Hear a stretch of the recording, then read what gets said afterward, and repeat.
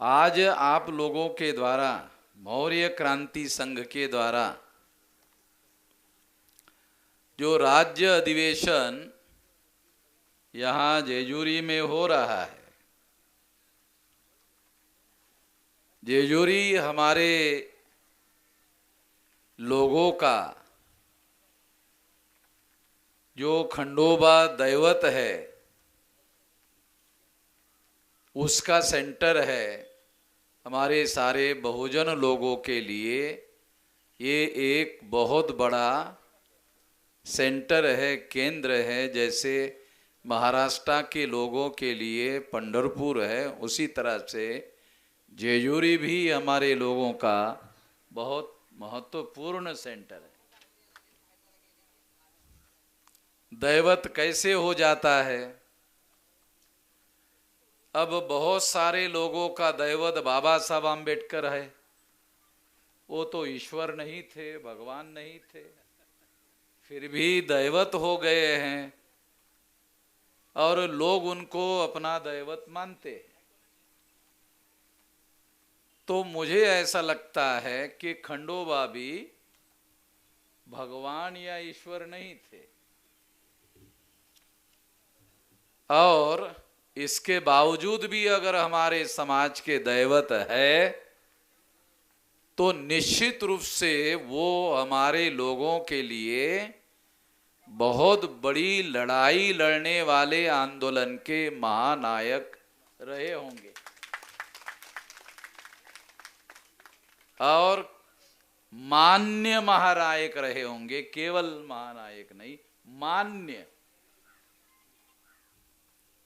इस वजह से वो हमारे दैवत हो गए हैं और आज भी हजारों साल से हम उनको दैवत मानते हैं। इससे बात समझ में आती है और इसी बात को ध्यान में रखते हुए जो आयोजन करने वाले व्यवस्थापन समिति के लोग हैं, उन लोगों ने मौर्य क्रांति संघ का तीसरा राज्य स्तरीय अधिवेशन का कार्यक्रम, जागृति परिषद का कार्यक्रम आज जेजूरी में रखा, ऐसा मैं मानता हूं। साथियों, इस मौर्य क्रांति संघ के लिए 2 सत्र रखे गए और दोनों सत्रों में बहुत मौलिक विषय चर्चा करने के लिए रखे गए हैं। इसमें दूसरे सत्र में विचार परिवर्तन हे सर्व परिवर्तनाचं मूळ आहे, एक विश्लेषण ऐसा दूसरे सत्र के लिए विषय रखा गया है। अब दोनों सत्रों को बरसात की वजह से इकट्ठा किया गया। तो यहाँ सारे लोग मराठी बोलने वाले लोग हैं और मैं भी मराठी ही आदमी हूँ। मराठी भी मेरी मातृभाषा है, मगर ये जो रिकॉर्डिंग हो रहा ना, ये रिकॉर्डिंग अमेरिका में भी लोग सुन रहे हैं, लंदन में भी सुन रहे हैं और वो मराठी नहीं जानते। तो आप लोगों के इस परिषद का संदेश सारे दुनिया में जाना चाहिए, इसलिए मैं हिंदी में ही आप लोगों के सामने अपनी बात रखूंगा। और मैं भाषण नहीं करता हूँ, मैं जो कहता हूँ उसका मैंने नाम रखा समझाना। समझाना उसका नाम रखा मैंने, समझाना। जिसको बिल्कुल नहीं समझ में आता है उसको भी समझ में आता है। तो मैं समझाने का काम करते रहता हूं, जो मैं बोलता हूं उसमें केवल समझाने का काम करता हूं। विचार परिवर्तन हे सर्व परिवर्तनाचं मूळ आहे। महाराष्ट्र के संतों ने यदि महाराष्ट्र के लोगों का मन और मस्तिष्क मुक्त नहीं किया होता तो छत्रपति शिवाजी महाराज की राजनीतिक क्रांति हो सकती है, इस पर मैं यकीन नहीं करता। छत्रपति शिवाजी महाराज की जो राजनीतिक क्रांति हुई है उसकी वजह महाराष्ट्र के संतों ने जो महाराष्ट्र के लोगों का मन और मस्तिष्क मुक्त किया, उसके बाद शिवाजी महाराज का क्रम अभ्यास करो। अगर क्रम आप अभ्यास करोगे तो आपको पता चलेगा। इतिहास का क्रम, तारीख का क्रम अगर आप अध्ययन करो तो आपको पता चलेगा जो मैं कह रहा हूं कोई सामान्य बात नहीं कह रहा हूं। यदि गुरु नानक के द्वारा पंजाब और उधर के आसपास के लोगों का मन मस्तिष्क मुक्त नहीं किया होता तो सिखों का साम्राज्य महाराजा रंजीत सिंह, शायद यहां कम लोगों ने सुना होगा उनका नाम, महाराजा रंजीत सिंह ने जो साम्राज्य स्थापित किया अफगानिस्तान तक,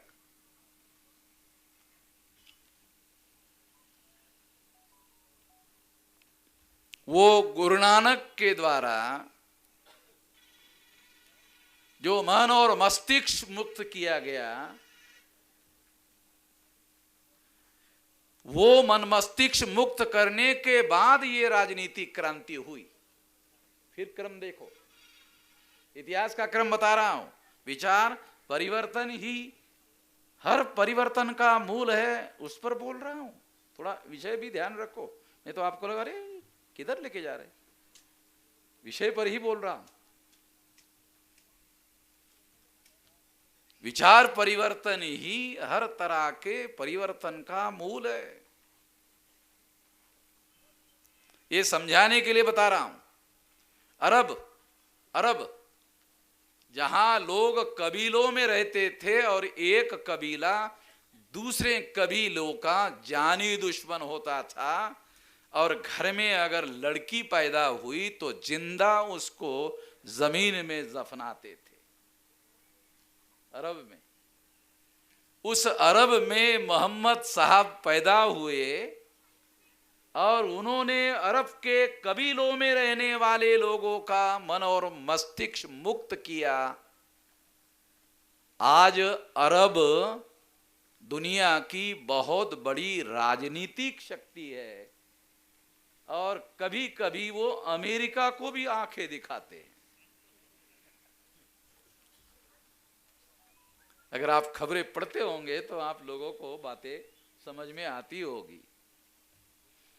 जो एक कबीला दूसरे कबीले का जानी दुश्मन होता था, वो सारे इकट्ठा हो गए और उन्होंने एक बहुत बड़ा राजनीतिक साम्राज्य खड़ा किया। ये भी इतिहास का विचार परिवर्तन का ही आपको क्रम बता रहा हूं, आपको समझ में आ जाए इसलिए समझा रहा हूं। काल्पनिक इतिहास नहीं है, सारे हिस्टोरिकल रेफरेंस देकर बता रहा हूं, सामान्य बात नहीं है। यदि बुद्ध ने मन और मस्तिष्क को मुक्त करने का काम नहीं किया होता तो चंद्रगुप्त की राजनीतिक क्रांति हुई होती, ऐसा नहीं होता। तो आपको समझ में आ जाए, थोड़ा बात समझ में आ जाए, सही बात समझ में आ जाए, वास्तविक बात समझ में आ जाए। जो इतिहास हमारे देश में ब्राह्मणों के द्वारा लिखा और पढ़ाया जा रहा है, वो भारत का सबसे पहले नंबर का घोटाला है। बहुत सारे घोटाले हैं, मगर सबसे बड़ा घोटाला अगर कोई है तो वो इतिहास का घोटाला है।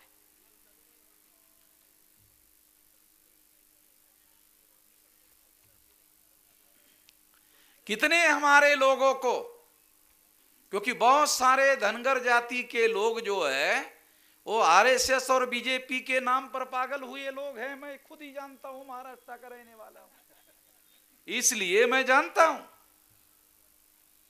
और गर्व से कहो हम हिंदू है, ऐसा कहने वाले भी हमारे अंदर है। गर्व से कहो मैं खंडोबा का भक्त हूं, ऐसा नहीं कहते, ऐसा कहा जा सकता है, ऐसा कहा जा सकता है, और ये ऐतिहासिक होगा, ये हिस्टोरिकल होगा। कोई ये नहीं कहेगा कि अरे तुम गलत कह रहे हो, ऐसा नहीं कह सकता। मगर गर्व से कहो हम हिंदू है, ऐसा गलत इतिहास पढ़ाया जाता है। वो गलत इतिहास कैसे है, ये थोड़ा मैं आपको बताना चाहता हूं। हिंदू शब्द, ये विचार परिवर्तन से रिलेटेड बता रहा हूं। हिंदू शब्द वेद में, श्रुति में, स्मृति में, पुराणों में, रामायण में, महाभारत में, गीता में और ब्राह्मणों के किसी संस्कृत भाषा में भी नहीं है। हिंदू शब्द ब्राह्मणों ने डिक्शनरी लिखी, उसमें लिखा हुआ है ये पर्शियन भाषा का शब्द है। हमने नहीं लिखा, ब्राह्मणों ने डिक्शनरियां लिखी और उसमें वो कहते हैं कि ये पर्शियन भाषा का शब्द है। चोर, डाकू, काले लोगों के लिए ये शब्द यूज किया जाता था, और जिन्होंने भारत पर आक्रमण किया, जिन्होंने भारतीय लोगों को पराजित किया, पराजित करने वाले लोगों ने हमें ये नाम दिया हिंदू। पराजित करने वाले लोगों ने हम लोगों को, गुलामों को नाम दिया हिंदू। पर्शियन भाषा बोलने वाले लोगों ने, पर्शियन भारतीय भाषा नहीं है, आक्रामक मुस्लिम लोगों की भाषा है, उन्होंने ये नाम दिया पराजित लोगों को।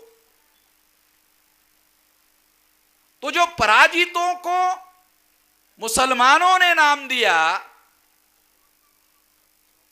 तो आजादी का आंदोलन ब्राह्मणों ने जीता, तो वो ये कहते हैं हमें कहते हैं हिंदू।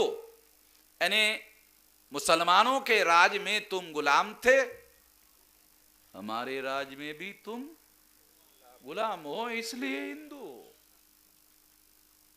मुसलमानों के राज में भी तुम गुलाम थे, इसलिए हिंदू थे।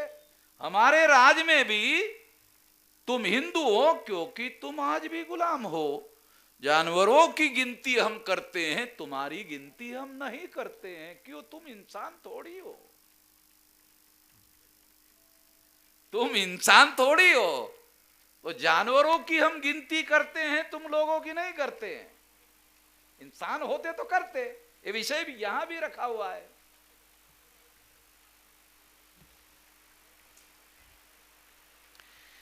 तो ये बात मैं आप लोगों को समझाना चाहता हूं।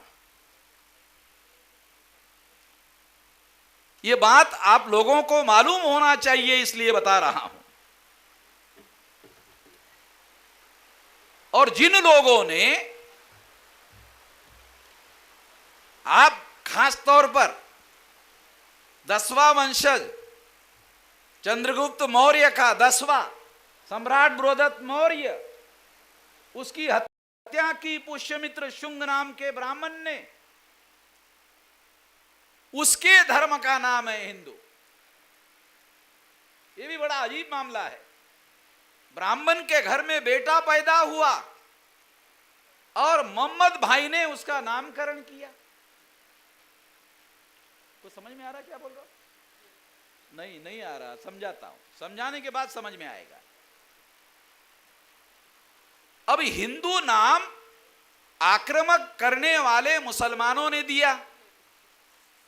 ब्राह्मण मुसलमानों का विरोध करते हैं, मगर हिंदू दिया हुआ नाम स्वीकार करते हैं। इसका मतलब है ब्राह्मण के घर में हिंदू नाम का बेटा पैदा हुआ, उसका नामकरण ब्राह्मण सारे दुनिया के लोगों का नामकरण करते हैं, मगर उनके घर में हिंदू नाम का जो बेटा पैदा हुआ, उसका नामकरण मोहम्मद भाई ने किया। अलग लक्षात आलं? आपल्या घरी पोरं जन्माला येतात, आपण बामणाला बोलवतो, याचं नाव ठेवा। आपल्या घरी पोरं जन्माला येतात तर आपण म्हणतोय बामणाला बोलवा रे नाव ठेवायला. बामणाच्या घरी हिंदू नावाचा बेटा जन्माला आला, त्याचं नाव मोहम्मद भाईनी ठेवलंय. कारण हिंदू हा शब्द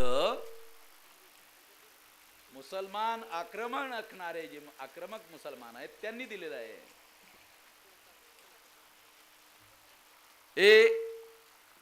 याचा अर्थ असा की ते दररोज आम्हाला मुसलमानांच्या विरोधामध्ये भडकवतात, पण त्यांनी दिलेलं नाव, मुसलमानांनी, आक्रमक मुसलमानांनी दिलेलं नाव मात्र स्वीकारतात. कारण काय लक्षात घ्या, फार महत्वाचं सांगतो. कारण काय? कारण त्यांनी जर हिंदू धर्माचा ब्राह्मण धर्म म्हणून प्रचार केला तर तुम्ही काय म्हणाल? तुमचा धर्म आहे, तुम्ही बघून घ्या, आम्हाला काय घेणं देणं आहे.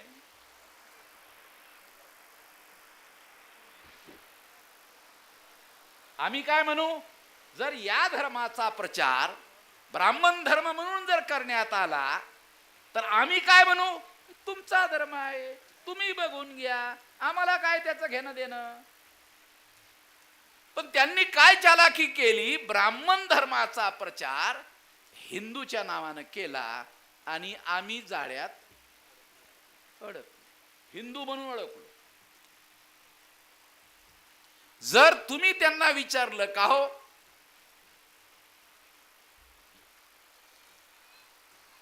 हा मूलतः ब्राह्मण धर्म, जब ये ब्राह्मण धर्म था तो इसका हिंदू के नाम में प्रचार क्यों कर रहे हो?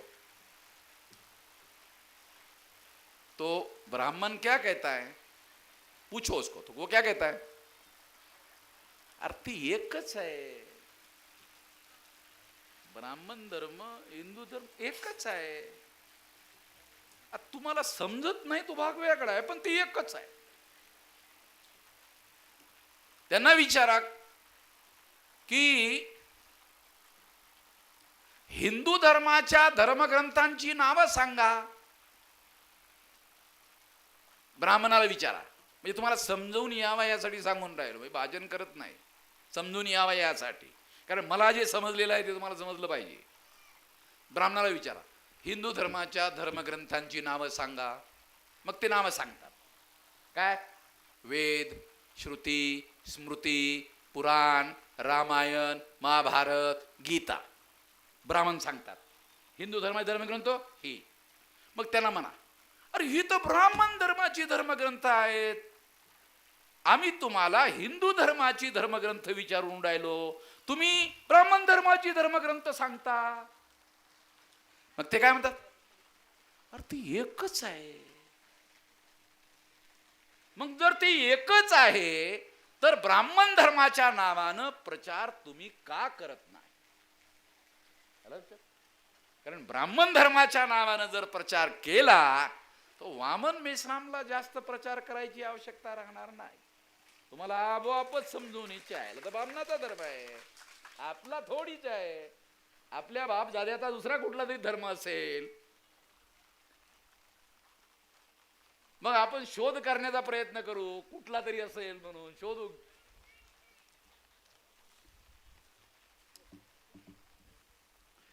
तेव्हा ये या करता है, इसलिए मैं आप लोगों को बता रहा हूं क्योंकि हम लोगों को इतिहास का जो घोटाला किया गया है, बहुत सारी बातें हम लोगों को गलत बताई जाती है, हमको सही तरीके से नहीं बताया जाता. कितने लोगों को पता है कि बुद्ध के 800 साल बाद रामायण लिखी गई? कितने लोगों को पता है?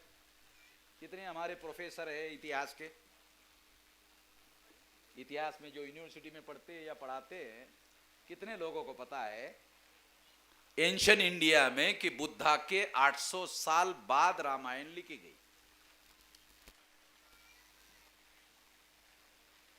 बुद्धा के प्रवचन में दशरथ जातक का उदाहरण आता है. ध्यान रखो, बहुत फंडामेंटल बात बता रहा हूं, और ब्राह्मणों को चुनौती देकर कह रहा हूं, तमाम देश के ब्राह्मणों को और दुनिया में फैले हुए ब्राह्मणों को, जो कह रहा हूं उसे गलत साबित कर देना, ध्यान रखना। कारण यामध्ये सुद्धा आमच्यापैकी असणाऱ्या लोकांना त्यांच्या डोक्यामध्ये काय भरलेलं आहे माहित आहे? ब्राह्मण प्रचार करतात आमचा धर्म प्राचीन प्राचीन प्राचीन प्राचीन प्राचीन। अरे किती प्राचीन रे, आयला किती प्राचीन? ठीक आहे, पण किती प्राचीन? तुम्ही रामायण बुद्धाच्या 800 वर्षानंतर लिहिलंय, म्हणजे किती प्राचीन? आणि त्या रामायणामध्ये 2 श्लोक बुद्धाच्या विरोधात लिहिले। जर ते बुद्धाच्या पूर्वी लिहिलं असतं, बुद्ध जन्माच्या अगोदरच लिहिलं असतं, तर बुद्धाच्या बाबतीत 2 श्लोक आले कसे असते? डोक्याचा थोडा तरी विचार केला तर आम्हाला समजेल रो। आता नवीन संशोधन आलंय, इंग्लंडच्या ऑक्सफोर्ड युनिव्हर्सिटीच्या प्रोफेसरांनी संशोधन आणलंय की रामायणामध्ये 16 वेळ बुद्धाचा उल्लेख आहे। मला 2 वेळच माहित होता, पण आता नवीन संशोधन आहे, बुद्धाचा रामायणामध्ये, वाल्मिकी रामायणामध्ये 16 वेळ उल्लेख आहे। आणि हा उल्लेख आणि हे रामायण ईसा पूर्व 185 साल में सम्राट बृहदत्त मौर्य की पुष्यमित्र शुंग के द्वारा हत्या करने के बाद, मौर्य बुद्ध के बाद, बुद्ध मौर्य के पहले, और मौर्य के 10 राजा, उसके बाद उनकी हत्या, उसके बाद अनुकूल राज स्थापित होने के बाद, जब अनुकूल राज स्थापित हुआ तब जाकर रामायण लिखने का काम शुरू हुआ। बुद्ध ने अपने प्रवचन में जातक कथा दशरथ जातक का उदाहरण देकर कहा, दशरथ जातक,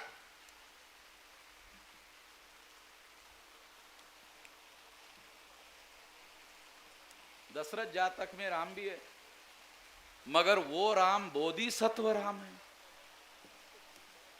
सीता भी है, दशरथ जातक में सीता भी है। आपको पता चले इसलिए बता रहा हूं। दशरथ जातक में ये सब है। तो रामायण जिन ब्राह्मणों ने लिखा, उन्होंने दशरथ जातक की चोरी करके रामायण लिखा, और ब्राह्मणों को चुनौती देता हूं, इसे गलत साबित कर दे। आपल्या लोकांना चुनौती देण्यात काय अर्थ आहे? आपल्या लोकांना काही माहितच नाहीये। जे इतिहासाचा घोटाळा करतात त्या घोटाळ्या करणाऱ्या लोकांना आव्हान देऊन राहिलं। ज्याला तुम्ही लोक पंडित महापंडित म्हणतात चायला, त्या महापंडितांना आव्हान। चायला माहित आहे का शब्द? आपला देशी शब्द आहे। त्या पंडितांना आव्हान, हे खोटं आहे हे सिद्ध करून दाखवा। सारे डॉक्युमेंटरी एव्हिडन्स आहे, सारे डॉक्युमेंटरी एव्हिडन्स वर बोलून राहिलो। आणि ब्राह्मणांना कोणाला माहित असो की नसो, वामन मेश्राम छानबीन केल्याशिवाय, चौकशी केल्याशिवाय, तुलना केल्याशिवाय, सर्व पुरावे पहिल्यांदा गोळा केल्याशिवाय कधीच बोलत नाही। बोलतो नंतर, पण सर्व काही पहिल्यांदा गोळा करतो। आणि नाही मिळालं तर इंग्लंड वरून आणतो, कारण बामणाचे सर्व डॉक्युमेंट इंग्लंड मध्ये इंग्रज लोक घेऊन गेलेले आहेत। हे लोक बाबासाहेब आंबेडकरांनी ज्या मनुस्मृतीचा रेव्होल्यूशन अँड काउंटर रेव्होल्यूशन मध्ये संदर्भ दिला, ती मनुस्मृतीच गायब करून टाकली। मी इंग्लंडला गेलोय, अरे म्हटलं मी बाबासाहेबांनी जो रेफरन्स म्हणून ग्रंथ मनुस्मृतीचा वापरला ते मिळेल का? ते म्हटले इथं नाही आहे, पण ऑस्ट्रेलियाला मिळेल। म्हटलं ऑस्ट्रेलियाला कसं मिळेल? म्हणजे तिथं पण आमचे इंग्रज आहेत, जा तुम्हाला मिळेल। 200 वर्षापूर्वीची मनुस्मृती ऑस्ट्रेलियावरून घेऊन आलो। त्याला लपवून राहिले होते ते पुरावे घेऊन आलो आणि घेऊन आल्यानंतर माझ्या लोकांना सांगितलं, रे हे कागद सडतात रे, त्याचं डिजिटलायझेशन करा, म्हणजे सडतच नाही. तर आमच्या बहुतांश लोकांना डिजिटलायझेशन म्हणजे काय हे सुद्धा कळत नाही. डिजिटलायझेशन म्हणजे काय?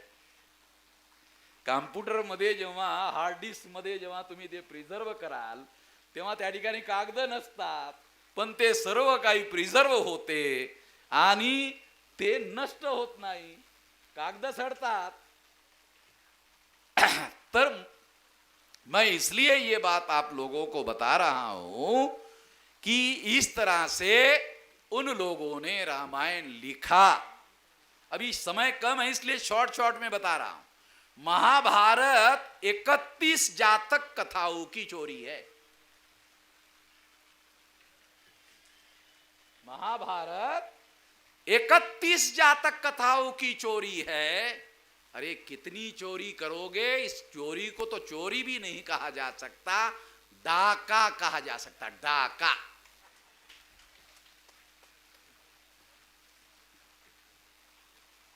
बहुत सारे ब्राह्मण लोग चतुर्मास शब्द का प्रयोग करते. चतुर्मास, बुद्ध का वर्षावास होता था ना, वर्षावास 4 महीने का. पढ़ लो अपने लोगों का, अपना इतिहास जानो भाई. बुद्ध 4 महीने का वर्षावास करते थे बरसात में. ब्राह्मणों ने उसी से चुराया चतुर्मास. वर्षावास का नाम केवल चतुर्मास किया क्योंकि वो 4 महीने का होता था. बुद्ध का वर्षावास 4 महीने का होता था तो उससे लिया चतुर्मास. अब यहां हमारे कार्यकर्ता ने शेषनाग शब्द का यूज किया. शेषनाग, शेषनाग शब्द का क्या अर्थ है? क्योंकि बहुत बार हम लोग शब्दों का यूज करते हैं, शब्दों के अर्थ मालूम नहीं रहते. बहुत बार ऐसा होता है. शेषनाग, शेष म्हणजे शिल्लक राहणे, नाग म्हणजे नाग. हो, किती सोपा अर्थ आहे, कोणालाही कळेल. शेष म्हणजे शिल्लक राहणे आणि नाग म्हणजे नाग. आता नागांची आणि ब्राह्मणांची लढाई झाली आणि त्याच्यात शिल्लक राहिलेला नाग म्हणजे शेषनाग. शेषनाग नावाचा कुठला नाग ऐकला का कधी? या नागांचा प्रकार आहे हा शेषनाग. ऐकला कधी? कधी ऐकलंय? अरे मी काही सापाचा तर्त म्हणजे सर्पतज्ञ नाही, पण एवढी अक्कल तुम्हाला आहे ना रे बाबा. शेषनाग, शब्दांचे अर्थ कळावेत आम्हाला. हे लोक शब्दांचा खेळ करतात आणि आमच्या लोकांना भुरळ पाडतात. त्या बाबी आम्हाला समजून घेतल्या पाहिजे. त्यामध्ये आमचे अर्थ दडलेले आहेत, आमचा इतिहास त्याच्यामध्ये आहे. यांचं काय? हे युरेशियामधून जमिनीवरून चालत चालत आलेत. जमिनीच्या आत कुठेही खोदलं तर चहायला एक तर बुद्धाचं मिळते किंवा मौर्याचं मिळते, बामणाचं काहीच मिळत नाही. का? कारण ह्यांचे मेले तर ते जाळतात आणि राहिलेली हाडं गंगेत वाहून टाकतात. मग जमिनीच्या आतमध्ये काय मिळणार? आमचे माणसं जेव्हा मरत होते तेव्हा ते गाडत होते, त्यामुळे त्यांचे हाडं बिडं मग त्याचे DNA बिएनए शोधता येतात. ते आमच्या माणसाचे असतात, ते आमच्याच माणसाचे मिळतात, दुसऱ्याचे मिळत नाहीत. कारण हे जमिनीच्या वरतीवरतून आलेत, वरतीच आहेत. जमिनीच्या आतमध्ये जे काही तुम्ही शोधाल, जे काही खोदकाम कराल, तिथं एकतर बुद्धाचं मिळते किंवा मौर्याचं मिळते किंवा सिंधू घाटीचं मिळते किंवा आमच्या संस्कृतीचं मिळते. बाकी ब्राह्मणाचं काहीही मिळत नाही. त्यामुळे 15 ऑगस्ट 1947 ला जेव्हा जवाहरलाल नेहरू प्रधानमंत्री झालेत, जब जवाहरलाल नेहरू प्रधानमंत्री हो गए तो जान उन्होंने क्या किया मालूम? अपना कुछ नहीं मिलता, बंद करो, खोदना बंद करो. अपना कुछ मिलता ही नहीं, खोदना बंद करो. पॉलिसी बनाई पुरातत्व विभाग की. एक पुरातत्व विभाग है, ये अंग्रेजों ने शुरू किया. पुरातत्व जो है ये विभाग ही अंग्रेजों ने शुरू किया. और आजादी मिलने के बाद में पंडित जवाहरलाल नेहरू ने खोदने वाली जो पॉलिसी थी, जमीन के नीचे खोदने का नहीं, क्योंकि अपना कुछ मिलता नहीं, बंद कर दिया। मैं इसलिए ये सारी बातें आप लोगों को बता रहा हूं कि आपको आपका इतिहास, आपकी विरासत, आपका महान साम्राज्य और उसकी विरासत यदि आपको पता चली तो आपके अंदर जो हीन भावना है वो हीन भावना खत्म हो जाएगी। हीन भावना हमारे हर आदमी में, क्योंकि मैं गांव का, देहात का रहने वाला हूं, जब शहर में आया तो शहर में जब से भी कोई आदमी गांव का शहर में आता है तो उनके अंदर हीन भावना होती है, बोलने में, चलने में, व्यवहार में हीन भावना होती है। और ये हीन भावना इस व्यवस्था की वजह से हुई और इस तरह से सम्राट बृहदत्त मौर्य की हत्या करने के बाद इन लोगों ने जाति व्यवस्था का निर्माण किया, अस्पृश्यता का निर्माण किया और जो नोमैडिक टाइप के लोग हैं, जो घुमंतु जाति के लोग हैं, वो व्यवस्था निर्माण हुई और महिलाओं को दास बनाने का ऐलान किया। इनके घर में, ब्राह्मणों के घर में, सुनो, ब्राह्मणों के घर में मां है, बीवी है, बेटी है, बहू है। मां, बहन, बेटी, बहू ये है, इसका किसी का भी जनेऊ संस्कार नहीं होता। अरे तू भी ब्राह्मण, वो भी ब्राह्मण, मगर केवल पुरुषों का जनेऊ संस्कार होता है, उपनयन संस्कार होता है। महिलाओं का ब्राह्मणों के घरों में कोई उपनयन संस्कार नहीं होता है। कभी आप लोगों को पता चला? कभी किसी ने नहीं बताया होगा। क्यों नहीं? क्योंकि ब्राह्मण यूरेशिया से पुरुष आए जो आक्रमण करने के मकसद से आते हैं, वो महिलाओं को साथ में नहीं लाते हैं, क्योंकि आक्रमण करने के लिए पुरुषों का होना जरूरी होता है। महिलाओं को आक्रमण करने के लिए अवरोध माना जाता है। आदमी मर गया तो औरत रोना शुरू कर देती है, तो साला औरत खड़ा हो जाएगा, औरतों को लाया ही नहीं। तो अपना प्रजनन चलाने के लिए यहीं से औरतों को उठाया और इस वजह से ब्राह्मणों के घरों में जो मां है, बहन है, बेटी है, बहू है, डीएनए कहता है, उसका माइटोकॉन्ड्रियल डीएनए कहता है, वो भारतीय है। ब्राह्मण यूरेशियन है, महिला भारतीय है। ब्राह्मणों के घरों के अंदर भी ये डीएनए के आधार पर सिद्ध हो गया। तो ये बात हम लोगों को, ये इतिहास का जो घोटाला है, ये इतिहास का घोटाला हम लोगों को मालूम होना चाहिए।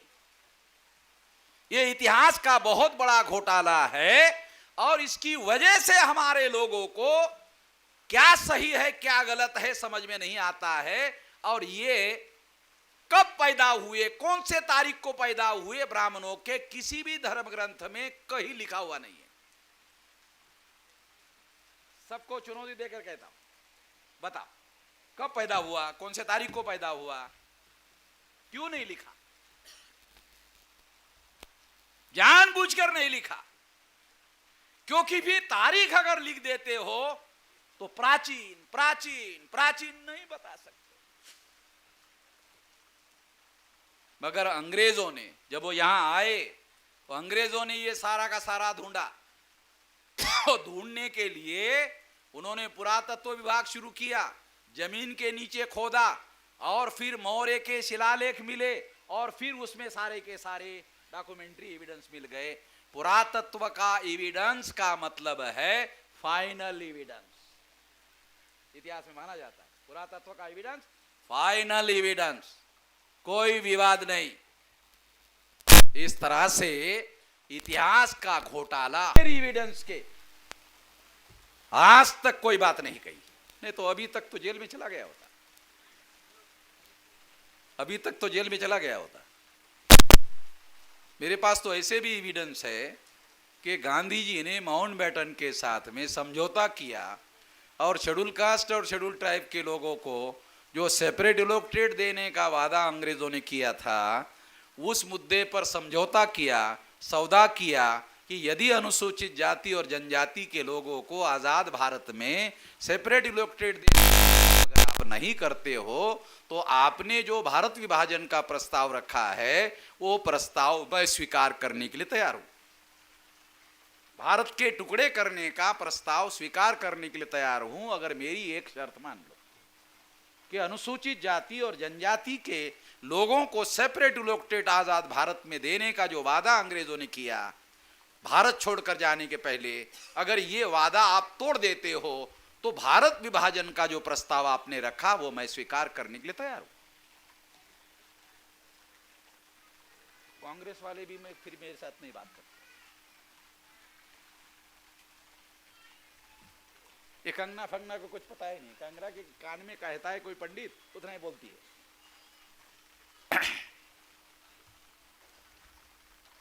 जब हम बोलते हैं तो ये टीवी पर एक आदमी पूछ रहा था, अरे ये तो कंगना ने कुछ नहीं बोला, वामन मेश्राम ने तो ऐसा ऐसा बोला है, ऐसा ऐसा बोला है, उस पर आपका क्या कहना है?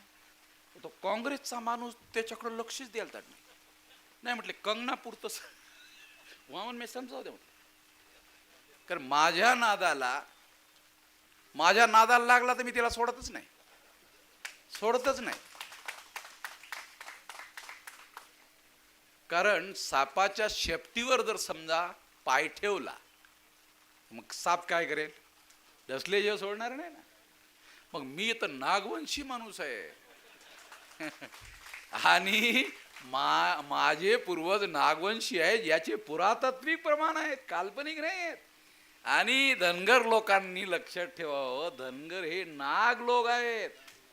धनगर लोक हे नाग लोक आहेत. तुम्हाला हे कळलं पाहिजे की धनगर जे आहेत, पाल जे साम्राज्य होतं बंगालमध्ये हे नागांचं आहे आणि हे जे धनगर आहेत हे नाग लोक आहेत. मौर्य साम्राज्य हे नागांचं साम्राज्य आहे, नाग लोगों का साम्राज्य है. और इस वजह से नाग लोगों को 6247 जातियों के टुकड़े किए. नाग लोगों के ब्राह्मणों ने सम्राट गुरुदत्त मौर्य की हत्या करने के बाद जो प्रतिक्रांति हुई, उसके बाद जाति व्यवस्था का निर्माण हुआ. उस जाति व्यवस्था में 6247 जातियों के टुकड़े में नाग लोगों को बांटा गया है. 6247 में एक जाति धनगर है, बाकी और नाग है. तुम्हारे जो भाई बंद है वो लोग, तुम केवल धनगर धनगर धनगर धनगर लेकर चल रहे हो, वो सारे तुम्हारे भाई बंद लोग हैं. जिस दिन आप लोगों को ये जानकारी मिल जाएगी उस दिन बुद्ध की तरह ज्ञान का साक्षात्कार हो जाएगा और फिर आप लोग ज्ञानी हो जाओगे. और फिर अखबार अगर आपको ज्ञान मिल गया तो फिर किसी की आप मानने वाले नहीं हो, फिर आप नेतृत्व करने लायक हो जाओगे. नेतृत्व करने के लिए क्या करना चाहिए और क्या नहीं करना चाहिए, कम से कम 2 सवालों के जवाब चाहिए. ज्यादा सवालों के जवाब अगर आप नहीं दे सकते तो कम से कम 2 सवालों के जवाब आपको आनी चाहिए. क्या करना चाहिए जिंदगी में और क्या नहीं करना चाहिए. बहुत सारे सवालों के जवाब होने चाहिए मगर कम से कम 2 सवालों के जवाब होने चाहिए, क्योंकि यहां नेतृत्व का भी एक सब्जेक्ट है, इसलिए बता रहा हूं आप लोगों को. और आप लोग भी बहान इसलिए भी हो क्योंकि मैं ऐसे बरसात में कई जगह बोला हूं. एक बार तो इतना जोर जोर से पानी आ रहा था, लोगों ने खड़े हो गए, खुर्चियां उठाई, खुर्चियों को छतरी बनाया, मेरा भाषण मैंने चालू ही रखा और सुनने वाले भी नहीं गए. पानी बंद हो गया, फिर उन्होंने खुर्ची नीचे रखा, फिर बैठ गए. तो लोग महान थे, आप लोग नहीं गए और लोग गए यहां से, मगर आप नहीं गए, तो आपका भी नंबर महान लोगों में शामिल है। मी जेव्हा शिकत होतो शाळेमध्ये, तेव्हा दुपारच्या वेळेला हॉस्टेलमध्ये गेलो आणि पाणी आलं. पाणी आल्यामुळे मी शाळेत दुपारी गेलो नाही. दुसऱ्या दिवशी मास्तरने विचारलं, दुपारी का नाही आला? म्हटलं बरसात झाली होती म्हणून नाही आलो. तो मास्तर काय म्हटला, तू काय चिकन मातीचं ढेकूल होता काय तू विरघळून जाण्यासाठी? मास्तरनी मला म्हटलं की तू काय चिकन मातीचं ढेकूल होतं की विरघळून जाण्यासाठी? तेव्हा माझ्या लक्षात आलं, छायला बरसात सुद्धा आपल्याला विरघळू शकत नाही. ते आयुष्यभर माझ्यासाठी त्या मास्तरनी मला जो धडा दिला, आयुष्यात ते माझ्या लक्षात राहिलं. ते आणि तुम्हाला माहित असेल, पाणी चालू होतं पण माझं पाण्याकडे काहीच लक्ष नव्हतं. महाभारताकडे लक्ष होतं, रामायणाकडे लक्ष होतं. अलग लक्षात. आणि तुम्ही पण शांतपणे त्या बारीक बाबी, तो इतिहासाचा घोटाला, वो इतिहास का जो घोटाला है वो आप सुनने के लिए तत्पर थे. ये बहुत अहम बात है. और ये बातें, ये हमारे पुरखों का इतिहास है भाई. जो हम दूसरों की बात थोड़ी बता रहे, हमारा इतिहास बता रहे, हमारे लोगों का इतिहास बता रहे हैं. और इसलिए ये बात मैं आप लोगों को समझा रहा हूं. ये सारा इतिहास हम लोगों का इतिहास है. और इस देश में नाग लोगों के साथ ब्राह्मणों की लड़ाई हुई. और संस्कृत भाषा में एक शब्द आया है, महान शत्रु, या अर्थाचं एक संस्कृत शब्द आहे. मला तो आता आठवत नाही, परंतु महाहरी ऐसा संस्कृत भाषा का शब्द है, महाहरी. तो महाहरी जो शब्द है उसका अर्थ है महान शत्रु. नाग लोगों के लिए ये शब्द ब्राह्मणों ने संस्कृत में उपयोग में लाया गया है. तो चंद्रगुप्त मौर्य के साथ में सम्राट बृहदत्त मौर्य तक ये जो हम लोगों का साम्राज्य था, इसमें हमारे इन साथी ने एक खास शब्द यूज किया. एक है ब्राह्मणिज्म, दूसरा है बुद्धिज्म, मगर वामन मेश्राम ने मौर्यइज्म भी लाया. ऐसा आपने कहा. जब आपने कहा तो किस अर्थ में कहा मालूम नहीं, मगर मैं इस बात को समझाना चाहता हूं, थोड़ा आप लोगों को पता चले कि मैं ये बात क्यों कहना चाहता हूं. मौर्य का ऐतिहासिक विरासत क्या है? मौर्य की ऐतिहासिक विरासत है. बुद्ध की क्या है? बुद्ध की है समता, स्वतंत्रता, बंधुता और न्याय पर आधारित समाज का निर्माण. यह है बुद्ध की विरासत. और इस विरासत को अमल में लाने का काम मौर्य लोगों ने किया. मौर्य की विशेषता क्या है?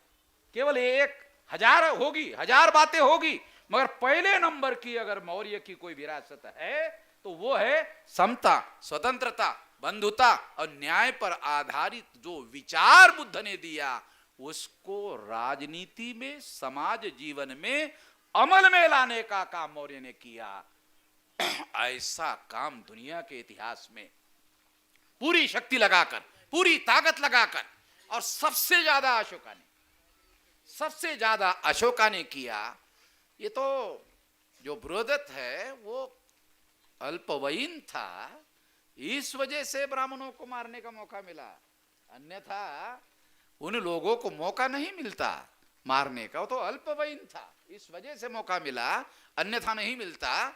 तो पुष्यमित्र शुंग जो है उसको पाटलिपुत्र से भागना पड़ा, और भागकर उसको फैजाबाद के 7 किलोमीटर अंतर पर आकर अयोध्या में, वो जगह जो है साकेत को अयोध्या बनाना पड़ा. पाटलिपुत्र पर कब्जा नहीं कर पाया पुष्यमित्र शुंग. ध्यान रखो, बहुत खास बात बता रहा हूं. पुष्यमित्र शुंग, पाटलिपुत्र में हत्याकांड हुआ, मगर पाटलिपुत्र में वो कब्जा नहीं कर पाया. उसको वहां से, पाटलिपुत्र से फैजाबाद के पास में 7 किलोमीटर अंतर पर जो साकेत था, वहां पर अयोध्या बनाना पड़ा, राजधानी बनाना पड़ा. अगर आप इतिहास पढ़ लो तो आपको पढ़ाया जाता है इतिहास. उत्तर प्रदेश के अंदर इतिहास पढ़ाया जाता है. उत्तर प्रदेश के अंदर अयोध्या का राजा पुष्यमित्र शुंग था। राम को मानने वाली सरकार है ना, वो यही पढ़ाती है। अयोध्या का राजा पुष्यमित्र शुंग था। हो तुम्ही हे चालवता ना, क्लासेस चालवता ना, हा लक्षात घ्या, इतिहासामध्ये सरकार त्यांचंच आहे, पण तेच शिकवतात. काय शिकवतात? अयोध्याचा राजा पुष्यमित्र शुंग था, आणि रामायणामध्ये काय? राम था. रामायणामध्ये अयोध्याचा राजा राम, आणि उत्तर प्रदेशामध्ये इतिहास शिकवतात अयोध्याचा राजा कोण? पुष्यमित्र शुंग. मला फार बारीक गोष्ट सांगून राहिलो. आणि अयोध्या रामायणात लिहिलंय शरयू नदीच्या काठीवर आहे असं लिहिलेलं आहे, परंतु ते खोटं आहे, घाघरा नदीच्या काठावर आहे. मैं ब्राह्मण लोगों को चुनौती देकर कहता हूं, जो रामायण में लिखा है वो झूठ है. शरयू नदी के किनारे पर नहीं है, वो घाघरा नदी है, अयोध्या से बहती है. पीछे घाघरा है, आगे भी घाघरा है, उतना 2-3 किलोमीटर शरयू है. क्यों? ब्राह्मणों ने प्रचार किया कि यदि राम को मानने वाले लोग आएंगे और पूछेंगे कि रामायण में तो शरयू लिखा हुआ है, तो जमीन पर घाघरा क्यों है? लोग पूछेंगे, भक्त लोग पूछेंगे हमको, तो हम क्या कहे? नाम प्रचार में लाए ना, ये शरयू है, पीछे भी घाघरा है, आगे भी घाघरा है, उतना ही 2-3 किलोमीटर शरयू है. इतिहास का घोटाला बता रहा हूं, आप लोगों को मालूम हो इसलिए बता रहा हूं. अभी मैं कुछ दिन पहले वहां गया, सड़क पर जा रहा था, जब मैंने भाषण किया ना, कोई मुझे याद नहीं आ रहा कहां किया, वहां भाषण किया, तो ब्राह्मणों का एक दल योगी को जाके मिला कि वामन मेश्राम ऐसा कह रहा है तो बहुत भयंकर हो जाएगा. तो उसने मंत्रिमंडल में रेजोल्यूशन पास किया कि अयोध्या के पास से जो घाघरा बह रही है उसका नाम शरयू होगा. हो गया, प्रूव हो गया, मैं सिद्ध हो गया. ये मेरा कहना चाहिए कि घाघरा ही था, तो मंत्रिमंडल ने रेजोल्यूशन पास किया कि नाम शरयू होगा. इसका मतलब घाघरा था, अब शरयू होगा, ऐसा रेजोल्यूशन पास किया मंत्रिमंडल में. उसके 6 महीने बाद मैं वहां से गुजर रहा था, तो प्लेट अभी भी घाघरा का ही लिखा हुआ है. नदी के पहले जो वो लिखा होता है ना, नदी के पहले लिखा होता है कौन सी नदी है, वो अभी भी घाघरा ही लिखा हुआ है. अब मैं बोल रहा हूं ना, अभी वो प्लेट बदलेगी. अभी बोल रहा हूं तो उसके बाद मेरे को सुनते हैं योगी फिगी, ये जितने सारे लोग हैं. आप लोगों को थोड़ा बता रहा हूं, देखो ये ब्राह्मणों के जितने गुरु है, ये बड़ी बड़ी दाढ़ी बढ़ाते हैं, बड़े बड़े बाल बढ़ाते ना. योगी की दाढ़ी भी नहीं है, योगी के बाल भी नहीं है, टकली है कि नहीं? तो ये बौद्ध भिक्षु जो है वो ऐसा टक्कल करता है और दाढ़ी भी साफ रखता है. इतिहास है कि नहीं भिक्षुओं का? तो ये जो गोरखनाथ है, ये गोरखनाथ जो बुद्ध के हीनयान, महायान, वज्रयान, तंत्रयान, ये तंत्रयान शाखा के आचार्य है. बुद्ध की जो शाखा है, हीनयान, महायान, वज्रयान, तंत्रयान शाखा के आचार्य है. तो इसका मतलब बुद्धिस्ट की शाखा है, चौथी शाखा बुद्धिस्ट की है. तो बुद्धिस्ट की शाखा के अनुसार वो टक्कल होगा, बराबर है. तुम्हारी शाखा अलग होगी मगर परंपरा तो बालों की नहीं हो तो भिक्षुओं की रहेगी. समझ रहे हैं ना क्या बता रहा हूं? एविडेंस के साथ बोल रहा हूं. तो उनका जो गुरु था अवैधनाथ, वो भी ऐसे था, क्योंकि वो जो गद्दी है गोरखनाथ की, अभी ब्राह्मणों ने क्या किया, योगी को आधार बनाकर उसको मुख्यमंत्री बनाया और गोरखनाथ का नाम बदल दिया। क्या बता, गोरक्षनाथ करते शब्दाचा अर्थ गोरखनाथ आणि गोरक्षनाथ शब्द काय चमत्कार करू शकतात। अरे गोरक्षनाथ म्हणजे काय, गायीचं रक्षण करणारा। आणि मुसलमान गायी मारतात म्हणून तुम्ही लोकांनी मुसलमानांच्या विरोधात काय तर केलं पाहिजे ना, त्याच्यासाठी गोरखनाथ का नाम बदलकर गोरक्षनाथ कर दिया। त्याच्या बदल्यामध्ये योगी आदित्यनाथला मुख्यमंत्री बनवलं एका कामासाठी। बामन किती म्हणजे खेळ करतात हो, इतना खेळ करते है। हिस्टोरिकल बात बता रहा हूं, डॉक्यूमेंट्री बता रहा हूं। तो इस तरह से ये जो बात मैं आप लोगों को समझा रहा हूं, ये इतिहास का घोटाला है। ये इतिहास का घोटाला जितना ज्यादा मालूम होगा, जितना ज्यादा मालूम होगा उतना मन और मस्तिष्क मुक्त होगा। जितना ज्यादा मन और मस्तिष्क मुक्त होगा उतना ज्यादा स्वतंत्र होंगे, और जितना ज्यादा स्वतंत्र होंगे उतने ज्यादा अपने फैसले लेने लायक हो जाओगे, और जितना अपने फैसले लेने लायक हो जाओगे उतना नेतृत्व करने के लायक हो जाओगे। पहले आपको राजनीतिक सत्ता तो बाद में मिलेगी, पहले दिमाग को मुक्त करना पड़ेगा। जिसका दिमाग मुक्त नहीं होगा उसको राजनीतिक सत्ता मिलने वाली नहीं है। मैंने इतिहास बताया, गुरु नानक ने मन और मस्तिष्क मुक्त किया तो महाराजा रणजीत सिंह का साम्राज्य, राजनीतिक साम्राज्य पैदा। संतों ने महाराष्ट्र में मन और मस्तिष्क मुक्त किया तो छत्रपति शिवाजी महाराज का राजनीतिक साम्राज्य खड़ा हो गया। और मोहम्मद पैगंबर ने कबीलों में एक कबीला दूसरे कबीले की जान लेने का काम करने वाला जो था, उन सारे लोगों को एक किया, विचार के आधार पर मन और मस्तिष्क मुक्त किया तो राजनीतिक साम्राज्य खड़ा हो गया। बुद्ध ने मन और मस्तिष्क मुक्त किया तो चंद्रगुप्त की राजनीति।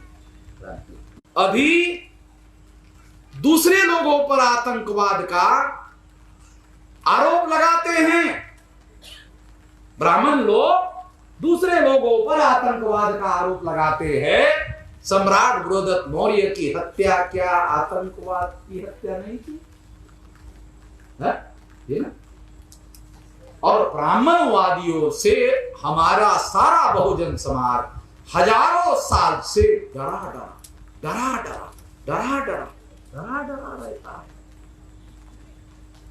सारा बहुजन समाज डरा रहता है।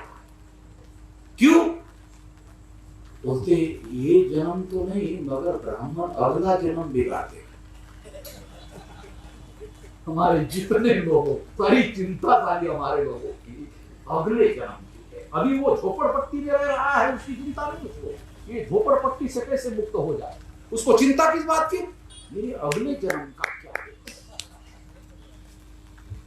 और ये अगला जन्म ये ब्राह्मण बिगाड़ सकता है। सारे डरे रहते। देव बाप्पा ब्राह्मण लगा म्हणतात आमच्या गावातले लोक, देव बाप्पा राहायला देव बाप्पा।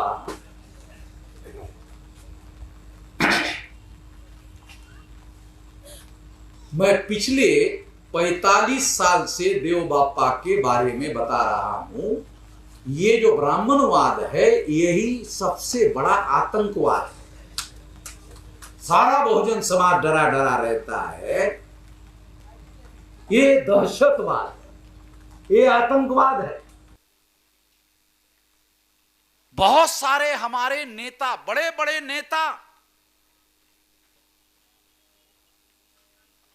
खाजगीत काय म्हणतात, अरे ते वामन विश्राम जाहीर ब्राह्मणाच्या विरोधात बोलते रे, त्याला भीती कशी वाटत नाही, काही समजत नाही. ते सही, पण मी ब्राह्मणाच्या विरोधामध्ये बोलतो या बोलता हूं तो मेरी वजह से मेरे लोगों ने कभी किसी ब्राह्मण को धरा, बांधा, पीटा, मारा, हत्या की एक भी घटना नहीं हुई. मगर आरएसएस ने बजरंग दल पैदा किया. वो एक अकेले ब्राह्मण को 20 बजरंग दल वाले पकड़ते हैं. देखो कितने कितने बहादुर लोग हैं, कितने पुरुषार्थी लोग हैं. 20 बजरंग दल वाले एक मुसलमान को पकड़ते हैं, एक मुसलमान को धरते हैं, एक मुसलमान को बांधते हैं, एक मुसलमान को मारते हैं, एक मुसलमान की हत्या करते. कितना पुरुषार्थ करते. अरे बाप रे बाप, एक आदमी को 20 बजरंग दल वाले. और ये 20 बजरंग दल वाले कौन है? ये आरएसएस से ट्रेनिंग लेते हैं, विश्व हिंदू परिषद से ट्रेनिंग लेते हैं. म्हणजे आपल्या ग्रामीण भागामध्ये असं म्हटलं जाते की माकड जे आहे त्याची शेपटीला जर बांधले फटाके तर सारं गाव जाळू शकते, असं खेळातले लोक बोलतात. बजरंग या शब्दाचा अर्थ, एक अर्थ माकड होते. कधी तुम्ही लोकांनी विचार केला नाही. आमच्या लोकांसाठी संघटन आरएसएसनी बांधलं, त्याचं नाव ठेवलं बजरंग. म्हणजे आम्ही माकड. राम आणि हनुमान जर समकालीन होते तर हनुमानाला शेपटी तुम्ही लावली आणि रामाला. जर तुमचं असं म्हणणं असेल, नाही नाही त्या कालावधीमध्ये माणसाला शेपटी होती, तुम्ही विनाकारण काहीतरी गडबड करून राहिलेत. मग जर तुमचंच म्हणणं मान्य केलं की तुम्ही आमच्या हनुमानाला शेपटी लावली, तर त्या काळात माणसाला शेपटी लागत होती, मग ती शेपटी रामाला का नाही? आमच्या हनुमानाला शेपटी लावली आणि तुमच्या रामाला शेपटी नाही लावली. जास्त लांब नाही तर छोटी लावायला पाहिजे होती, तर आम्ही मान्य केलं असतं. नाही, त्या काळात माणसाला शेपट्या होत्या, पण तुम्ही आमच्या हनुमानाला शेपटी लावली आणि सांगितलं नाही तुम्ही म्हणजे जनावर, तुम्ही म्हणजे जनावर. आणि मग तो जनावर होता हनुमान, तर तो सीतेबरोबर माणसासारखा कसा बोलत होता? श्रीलंकेमध्ये जाऊ है ना, म्हणजे सीतेचं दुःख त्याला आपलं दुःख वाटायचं आणि तो सीतेबरोबर बोलत होता. म्हणजे याचा अर्थ तो जनावर नव्हता, माणूसच होता. पण तुम्ही मात्र तुमच्या इतिहासामध्ये आमच्या लोकांना शेपटी लावता आणि प्रचार करता. तुम्ही काही माणसं थोडी होता, तुम्ही इतिहासामध्ये जनावर होता. अरे आमच्या पूर्वजांनी, चंद्रगुप्त मौर्यांनी साम्राज्य स्थापन केलंय आणि राज्य कसं चालवलं जाते ते त्यांनी सिद्ध केलं. अफगाणिस्तान पर्यंतचा भौगोलिक प्रदेश हा भारताचा भूभाग होता. तुम्ही नालायक लोक सम्राट बृहदत्त मौर्य की हत्या की और भारत का नक्शा छोटा किया. तुमको गद्दार की डिग्री दी जानी चाहिए. देश तोड़ने वाले को गद्दार बोलते ना, तो देश का नक्शा छोटा किसने किया? सम्राट बृहदत्त मौर्य की हत्या के समय में अफगानिस्तान भारत का नक्शा तो देखो. अरे अभी भी देखो ना, आओ क्लासेस चालवणार, बरोबर आहे की नाही? खोटं बोलतोय का? नकाशा आहे ना, हे आमच्या पूर्वजाचा आहे. हे साम्राज्य तिथपर्यंत पसरवलं होतं. तिथपर्यंत तो भाग जो आहे तो सर्वचा सर्व भाग हा भारताचा नकाशा होता, भारत का नक्शा था. और भारत का नक्शा था वो तुम लोगों ने सम्राट बृहदत्त मौर्य की हत्या करने के बाद आज का जो भारत है छोटा हुआ. इसका मतलब है भारत के टुकड़े हुए, उसके लिए तुम जिम्मेदार हो, और जो टुकड़े करने वाले जिम्मेदार होते हैं उन्हीं को तो तुम गद्दार कहते हो. तो ये गद्दारी पदवी तो तुमको भी दी जानी चाहिए इतिहास के आधार पर. तुम ही कहते रहते हो दूसरों को गद्दार गद्दार गद्दार गद्दार, पर ये इतिहास जो कह रहा है ये तो तुम लोगों को गद्दार सिद्ध करता है. इतना बड़ा नक्शा था, इतना बड़ा देश था, इतना बड़ा भौगोलिक प्रदेश था हमारा, हमारा साम्राज्य था। हमारे महान पुरखों ने उसके कई साल बाद, कई शतकों बाद रामायण लिखा, और फिर रामायण में हमको पूछ लगाया। उसके पहले हमारे लोगों ने इतना बड़ा साम्राज्य स्थापन किया।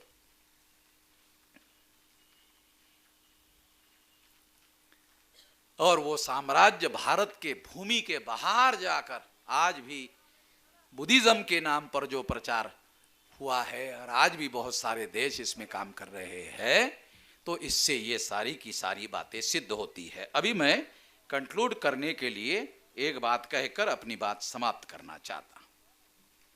साथियों, आप लोग मौर्य क्रांति संघ अभी महाराष्ट्र में चला रहे हो, बना रहे हो। 6247 जाति के टुकड़े हैं। पहले मैं कहता था ये मूल निवासियों के हैं, अभी मैं थोड़ा सा बदल कर रहा हूं, ये नाग लोगों के टुकड़े हैं। और धनगर नाग लोगों का एक टुकड़ा है। जब मैं कोल्हापुर में गया था तो प्रवीण गायकवाड़, मैं और वहाँ के राजा महाराजा शाहू महाराज जो है अभी के, वो थे। तो प्रवीण गायकवाड़ कह रहे थे कि मराठा लोग जो है वो शूद्र है। तो मैंने राजा की तरफ देखा तो उनको बहुत बुरा लग रहा था कि ये मराठा को शूद्र बोल रहे हैं। तो मैं अध्यक्ष में था, तो मैं अध्यक्ष स्थान में जाकर कहा कि अभी प्रवीण गायकवाड़ ने कहा कि मराठा भी ब्राह्मण धर्म के अनुसार शूद्र है। मैंने कहा ये कहने की वजह से मेरे मन में एक सवाल पैदा हो गया, वो ये है कि अगर वो शूद्र थे तो मनुस्मृति के अनुसार वो तलवार धारण नहीं कर सकते थे, तो मराठा तलवार बहादुर क्यों थे? मनुस्मृति के अनुसार हथियार धारण नहीं कर सकते, तो फिर मराठा लोग जो है ये तलवार बहादुर क्यों थे? तो ये इतिहास जानना मैंने कहा जरूरी है। तो मैंने कहा वो तलवार बहादुर क्यों थे? क्योंकि वो मौर्य के खानदान के लोग थे। आज भी मराठा लोगों में मोरे नाम का एक सरनेम आता है, और राजवाड़े ने लिख कर रखा, राजवाड़े ब्राह्मणों का बहुत बड़ा इतिहासकार, लिख कर रखा कि महाराष्ट्र की स्थापना नाग लोगों ने की। महाराष्ट्र की स्थापना नाग लोगों ने की। और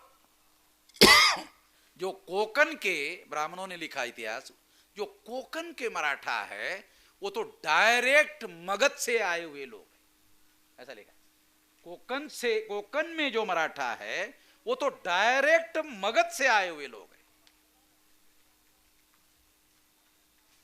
तो मैं आप लोगों को यह बताना चाहता हूं, यह समझाना चाहता हूं कि महाराष्ट्र की स्थापना अगर नाग लोगों ने की, तो आप लोगों को यह जानकारी होनी चाहिए कि हम 6247 जो टुकड़े किए गए वो नाग लोगों के टुकड़े किए गए। नागों का साम्राज्य था, मौर्य का साम्राज्य नाग लोगों का साम्राज्य था। अभी भी भीमा कोरेगांव के जय विजय स्तंभ पर आज भी लोगों के नाम में नाग शब्द लगा हुआ है। तो वो सारा इतिहास जो है उपलब्ध है, काल्पनिक बातें नहीं कह रहा हूं। तो इस तरह से ये इतिहास हम लोगों को जानने और समझने की जरूरत है। ये इतिहास जानने से क्या होगा? जो धनगर ये कहते हैं कि अरे वो वामन मेश्राम को अध्यक्ष में क्यों बुला रहे हो, मॅडमला विचारले त्यांनी, आता त्यांना उत्तर द्या, वामन मेश्राम हे नाग आहे आणि तुम्ही पण नाग आहे, आणि आता आम्ही दोघांनाही माहित झालंय आम्ही नाग आहोत, मग आता काय अडचण आहे? कालपर्यंत माहित नव्हतं, आता माहित झालं, आता काय अडचण आहे? आता ते पुरातत्वाच्या आधारावर माहित झालंय, काल्पनिक आधारावर नाही। आणि पुरातत्वाचा पुरावा हा जगातील सर्व इतिहासकार फाइनल एविडेंस मागतात। तो इस तरह से ये इतिहास का घोटाला ये ब्राह्मणों ने जानबूझकर फैलाया हुआ है। और अभी अभी एक ग्रंथ, बहुत बड़ा ग्रंथ, संभवतः 800 850 पेज का बड़ा ग्रंथ, बड़ा रिसर्च काम जो है, अभी बहुत सारी बातों को सिद्ध करने वाला और ब्राह्मणों ने जो घोटाला किया उन सारी बातों को गलत साबित करने वाला 800 850 पेज का ग्रंथ जो है हम जल्दी ही पब्लिश करने वाले हैं। बहुत सारी बातें आप लोगों को मालूम होगी और हम चुनौती देंगे कि कोई ब्राह्मण इसको गलत साबित कर दे। आखिरी बात, ये जो 6247 जाति के टुकड़े हैं, इन लोगों को जगाना होगा। ध्यान रखो, पहला काम इनको जगाना होगा। और अब तक जो बोल रहा हूं, काय के लिए बोल रहा हूं? जगाने के लिए बोल रहा हूं। तो जगाना होगा, फिर जगाने के बाद जगे हुए लोगों को जोड़ना होगा। दूसरा कार्यक्रम, ये जगाने के लिए अलग काम करना पड़ता है, जोड़ने के लिए अलग काम करना पड़ता है, और जोड़ने के बाद शक्ति का निर्माण होगा। जोड़ने से, ध्यान रखो, जोड़ने से शक्ति का निर्माण होगा। तीसरी बात, चौथी, शक्ति का विवेक पूर्ण उपयोग और प्रयोग करना होगा। तर शरद पवारच्या घराच्या समोर जाऊन आंदोलन करायचं, त्याच्या सांगण्यावरून, आणि त्याच्या सांगण्यावरून त्याच्या घराच्या समोर बोंबा ठोकायच्या। त्या आयला ह्यानी काही साध्य होणार नाही। हे डोकं जाग्यावर आणलं पाहिजे। हे डोकं बिघडवण्याचं काम ते करून राहिलेत, म्हणून ते आमचा वापर करू शकतात। ते वापर करणं बंद तेव्हा होईल जब हम अपना दिमाग जो है वो ठीक कर लेंगे। अपने पूर्वजों का विरसा, अपने पूर्वजों की विरासत, अरे जी हमारी है। ऐसा साला 32 ची जर 64 ची होते, मौर्याचं नाव ऐकलं की ऐसे मौर्य म्हटलं की हे असं मान असे उंच होते। अमेरिकेमध्ये आणि युरोपमध्ये रामाला कोणी विचारत नाही रे, तुम्ही जा तिकडं, कोणीच विचारत नाही। बुद्धाला आणि अशोकाला, बुद्धाला आणि अशोकाला, कारण त्यांना माहित आहे हे ऐतिहासिक आहे आणि राम आणि कृष्ण हे पौराणिक आहे, म्हणजे पुराणाने लिहिलेले आहे। पुराण कोणी लिहिले? बामणाने लिहिले। मग बामणांनी आपल्या प्रचारासाठी लिहिले। जेवढे ब्राह्मण पंडित ऑक्सफोर्ड मध्ये जातात, तिथं काय म्हणतात माहित आहे? ऑक्सफोर्ड मध्ये नाही, हे काल्पनिक लोक आहेत, रामा काल्पनिक, कृष्ण काल्पनिक। तिथं हे ब्राह्मण भारतातले तिथं जाऊन म्हणतात, आणि इकडे आलेत आणि ऐकणारे गधे बघितलेत, हे ऐतिहासिक आहे, हे सर्व ऐतिहासिक आहेत। म्हणजे गध्यांच्या समोर जेव्हा बोलतात तेव्हा ते म्हणतात हे ऐतिहासिक आहेत, आणि विद्वान लोकांच्या समोर जेव्हा बोलतात तेव्हा काय म्हणतात? काल्पनिक आहे। क्यों बोलते ऐसा मालूम है? ते जी विद्वान आहेत ना अमेरिकेतले, युरोपचे, ते काय करतात? हे बोलले की प्रश्न विचारणं सुरू करतात आणि त्यांना उत्तर देता येत नाही। तो ये बात हमको समझना होगा। और आज इस तरीके से जगाना, जोड़ना, शक्ति का निर्माण करना और शक्ति का विवेकपूर्ण तरीके से उपयोग करने का उदाहरण देकर अपनी बात समाप्त करता। 5 मार्च 2019 को 13 पॉइंट रोस्टर के विरोध में भारत बंद का ऐलान किया। इतना बड़ा संगठन खड़ा हो गया 31 राज्यों में, 567 जिलों में, 4000 से ज्यादा तहसीलों में, 22,000 से ज्यादा ब्लॉक में, 1.5 लाख से ज्यादा गांवों में इतना बड़ा संगठन बनाया। 19 साल की उम्र से यह काम कर रहा हूं, अभी 64 और कल से 65 शुरू। हाँ, अभी न मैं रिटायर्ड हो गया हूं और न टायर्ड हुआ हूं। देखो मैं अभी घंटे 1.5 घंटे से खड़ा बोल रहा हूं, मेरे टांगों में अभी हलचल नहीं हुई है, अभी भी मैं बोल सकता हूं, मगर आपके बारे में सोचता आपके बारे में सोचता हूं, सोचना पड़ता है, आखिर सुनने की भी तो कोई मर्यादा होती है कि नहीं। हाँ, ते मैं आपको बहुत खास बात बताकर समाप्त करना चाहता हूं कि इतना बड़ा संगठन पिछले 44-45 साल से हम लोगों के कल्याण के लिए बनाया और उसके आधार पर 5 मार्च 2019 को भारत बंद किया। भारत बंद करने जानते हो क्या हुआ? नरेंद्र मोदी नंबर 1 का अकड़ू है ना, नंबर 1 का अकड़ू आदमी नरेंद्र मोदी, संसद में संविधान संशोधन रखा, 13 पॉइंट रोस्टर खत्म किया, 200 पॉइंट रोस्टर लागू किया, हमारे भारत बंद की वजह से। देख लेना, डॉक्यूमेंट्री एविडेंस बता रहा हूं, हमने भारत बंद किया। दूसरा, 29 जनवरी 2020 को, उसके पहले Narendra Modi, Amit Shah daily CAA CAA CAA CAA CAA CAA CAA daily बोलते थे, डेली बोलते थे। 29 जनवरी 2020 को सीएए के विरोध में भारत बंद किया। सारे देश के मुसलमानों ने भी एससी एसटी ओबीसी का साथ दिया और उसके बाद 29 जनवरी 2020 के बाद नरेंद्र मोदी और अमित शाह ने सीएए बोलना ही बंद कर दिया। बोलते अभी सीएए बोलते, बंद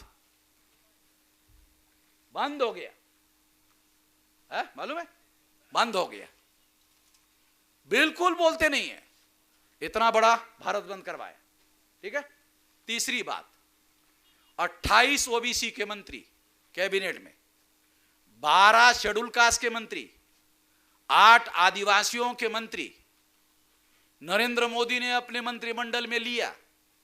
अपोजिशन पार्टी के लोग शेड्यूल कास्ट की बात करते नहीं, शेड्यूल ट्राइब की बात करते नहीं, ओबीसी की बात करते नहीं। कौन करता है? वामन मेश्राम के अलावा। वामन मेश्राम ही daily schedule caste, schedule tribe, OBC, schedule caste, schedule tribe, OBC, schedule caste, schedule tribe, OBC, चाहेला डेली मीज बोलता है, schedule caste, schedule tribe, OBC, schedule caste, schedule tribe, OBC, मीज बोलता है।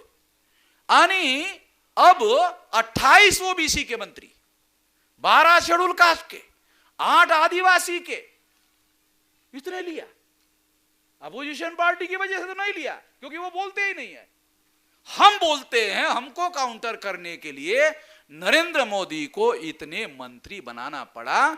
तो चमचा एज नाम के किताब में काशीराम जी ने लिख के रखा कि जब समाज का स्वाभिमानी, स्वावलंबी, स्वनिर्भर राष्ट्रव्यापी आंदोलन जब खड़ा हो जाता है तो चमचों की मांग बढ़ जाती है, दलालों की मांग बढ़ जाती है।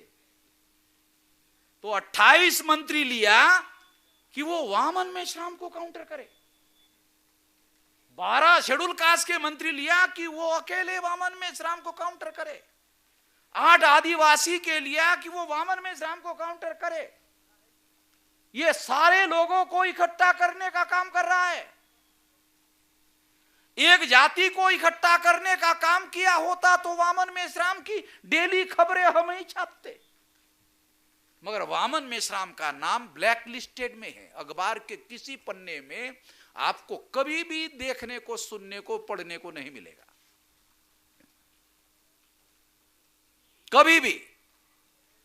मगर उन्होंने काउंटर करने के लिए मिनिस्टर बनाए।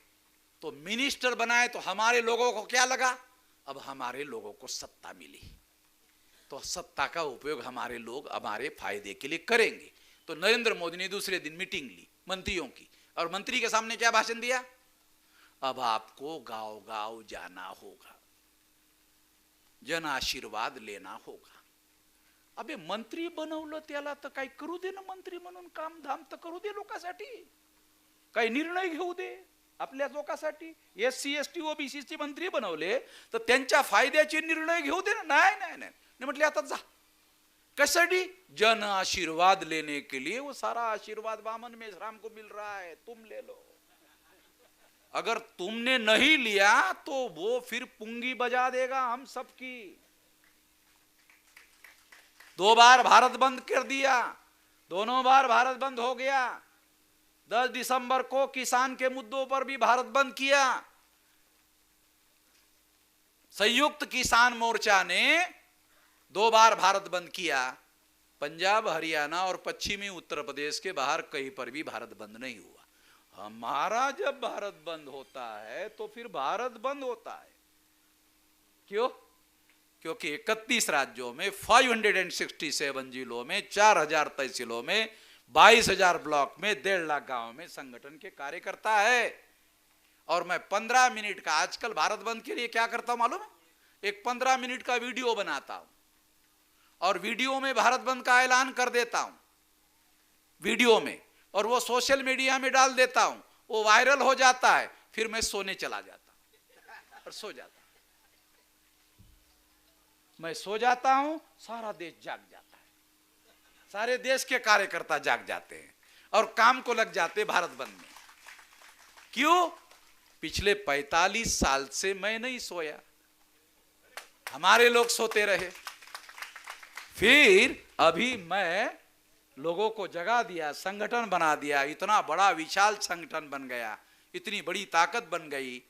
उस ताकत की मदद मौर्य क्रांति संघ, आपको ऑल इंडिया बनाना है ना, किसी भी जिले में जाओ, आपका आदमी नहीं होगा, मैं आपको टेलीफोन नंबर दूंगा, उसके पास जाओ, तुम्हारे रहने की, तुम्हारे खाने की, तुम्हारे सोने की सारी व्यवस्था हो जाएगी। फिर उनको बोलो कुछ धनगर जाति के है क्या इधर, बोलो उसको कुछ है क्या, बोले नहीं। कौन है? पाल है। ठीक है, पाल बुलाओ। वो धनगर और पाल हम एकच है, चलो वही बुलाओ। तो वो 10-5 वही बुला देगा, वही आपकी मीटिंग कर देगा। फिर आगे क्या करना है वो आपको करना है। सारे देश के तमाम हमारे जो 6247 जाति के जो लोग हैं, उन लोगों को जगाने का, जोड़ने का, शक्ति निर्माण करने का, और शक्ति निर्माण करके विवेकपूर्ण शक्ति का, जैसे मैंने भारत बंद के लिए किया और अभी 10 दिसंबर को भारत बंद करने का ऐलान हमने किया। उसमें किसान के कायदा का खत्म करने का भी मुद्दा था। नरेंद्र मोदी ने कानून हम लोग पीछे ले रहे हैं ऐसा कहा, तो मुझे पूछा तो मैंने कहा हम पीछे नहीं लेंगे, संसद में कानून पीछे लेने का कानून पास करो तब करेंगे। गधे थोड़ी समझ रखा है, कानून जानते हैं, संविधान जानते हैं, संसद में करो कानून पास। पीछे ले रहे हैं, उसके बाद भी आंदोलन पीछे नहीं होगा, एमएसपी चालू रहेगा।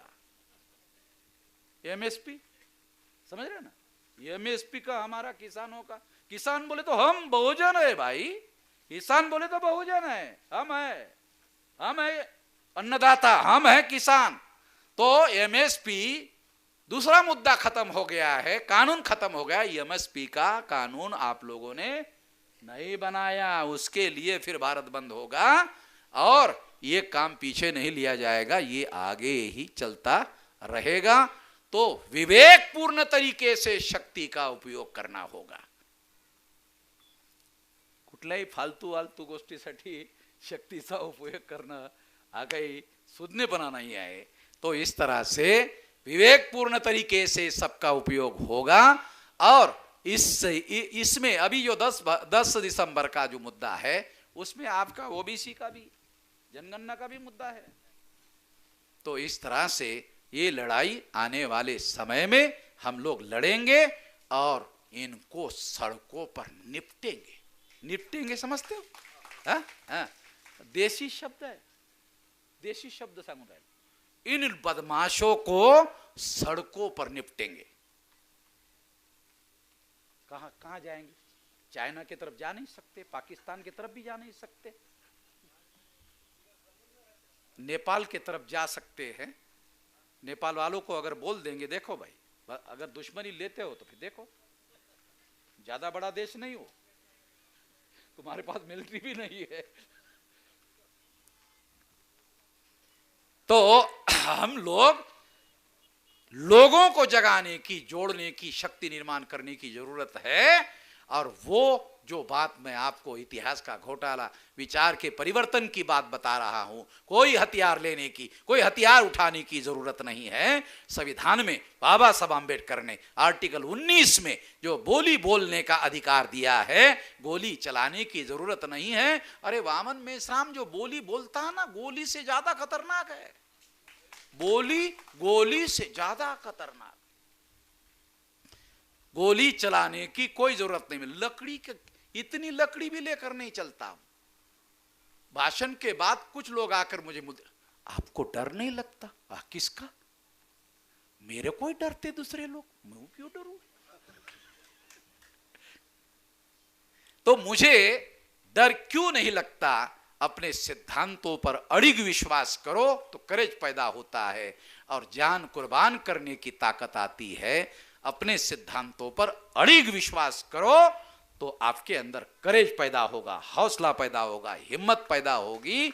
और अपने वो देश को पूरा करने के लिए जब ऐसा संकल्प आप पैदा कर दोगे तो परिवर्तन तो वहीं से शुरू होता है। ये ध्यान रखो, अपने अंदर भी ऐसा ही संकल्प पैदा करो। मैं आशा करता हूं ऐसा संकल्प आप पैदा करेंगे। इस आशा और विश्वास के साथ आपने मेरी बात ध्यान से